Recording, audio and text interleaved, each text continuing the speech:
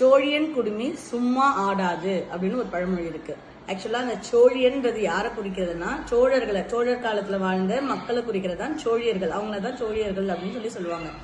சும்மாடு அப்படின்னா என்னன்னா ஒரு வட்ட வடிவில், அதாவது பெண்கள்லாம் அவங்களுடைய புடவையுடைய நுனியை அழகா ரவுண்டா கட்டிட்டு பாரம் தூக்கத்துக்கு முன்னால அதை தலையில வச்சுட்டு அதுக்கு மேல பாரம் வேலைக்கு போறவங்கலாம் இந்த கல் மண் அதெல்லாம் சுமக்கிறதெல்லாம் அதுக்கு மேல சுமப்பாங்க. அந்த பொருளுக்கு பேர் தான் அந்த வட்டமா நம்ம அவங்க முந்தானியில மடிக்கிறாங்க பாத்தீங்களா, அந்த துணிக்கு பேர் வட்டமா மடிச்சு தலையில வச்சுக்கிறதுக்கு பேரு தான் சும்மாடு. அதே மாதிரி ஆண்கள் என்ன பண்ணுவாங்கன்னா ஒரு தனி டவல் ஒன்று வச்சிருப்பாங்க, அதுல ரவுண்டா மடிச்சுட்டு தலையில வச்சுட்டு அதுக்கு மேல பாரம் தூக்குவாங்க. ஏன்னா அந்த நம்ம தூக்குற பாரம் நம்ம தலைக்கு தெரியக்கூடாதுன்றதுக்காக வைக்கிறது தான் சும்மாடு. சோழியர்கள் எல்லாருமே நீட்டா முடி வளர்த்திருப்பாங்க. அந்த காலத்துல எல்லா ஆண்களையுமே நல்லா நீட்டா முடி வளர்த்திருப்பாங்க. என்னதான் அவங்க நீளமான முடி வளர்த்திருந்தாலும் அதை சும்மாடா பயன்படுத்த முடியாது. தலையில சுருட்டிட்டு அது மேல பாரத்தை தூக்கி வச்சுட்டு நம்ம போக முடியாது அப்படின்றதுக்காக சொன்ன பழமொழி தான் சோழியன் குடுமி சும்மாடு ஆகாது.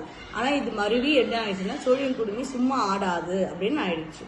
இன்னும் ரீசன்ட் டைம்ஸ்ல பாத்தீங்கன்னா இந்த கலசத்துக்குலாம் அபிஷேகம் பண்றாங்கல்ல, அந்த அபிஷேகம் பண்ற அந்த புரோகிதர்களுடைய பேரை சோழியர்கள் அப்படின்னு சொல்லுவாங்க. அவங்களும் சும்மாடு இல்லாம அவங்களுடைய முடியை பயன்படுத்தி சும்மாடா பயன்படுத்தி கலச தீர்த்தத்தை கொண்டு போய் கலசத்துக்கு அபிஷேகம் பண்ண முடியாது அப்படின்றதும் இதுக்கான பழமொழி, இந்த பழமொழிக்கான விளக்கமா சொல்றாங்க.